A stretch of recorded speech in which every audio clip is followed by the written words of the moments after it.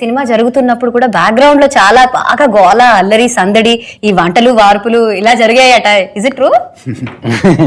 మా ఫస్ట్ రోజు షూటింగ్ జరిగిన రోజున ఓపెనింగ్ రోజున వచ్చారు కదా, సెట్ లో రాగానే అంతా ఈవినింగ్ ఆ రోజున 624 మంది భోజనాలు చేసాం. బా శుభం. సో ప్రతిరోజు ఒక పెళ్లి లాగా first day.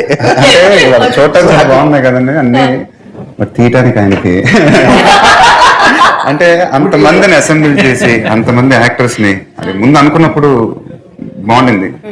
But I think when we're filming it అది చాలా కష్టపడ్డాం. కోఆర్డినేషన్ స్టార్స్ ఏమన్నా ఒక 1 day ఏమన్నా తేడా వచ్చిందంటే మళ్ళీ వాళ్ళందరిని ఆర్గనైజ్ చేయడానికి 20 days పట్టింది. చాలా కష్టమైన ప్రాసెస్ అది, బట్ చాలా హ్యాపీ. సో మొత్తానికి మీరు సక్సెస్ఫుల్ గా చేసేసారు.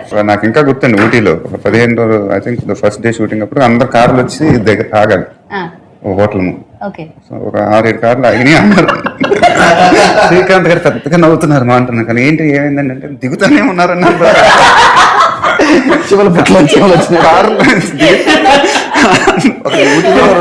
ఇంతమంది జనం ఉన్నారా సినిమా. కానీ జనాలుంటే ఎప్పుడు సరదాగా సందడిగానే ఉంటుంది.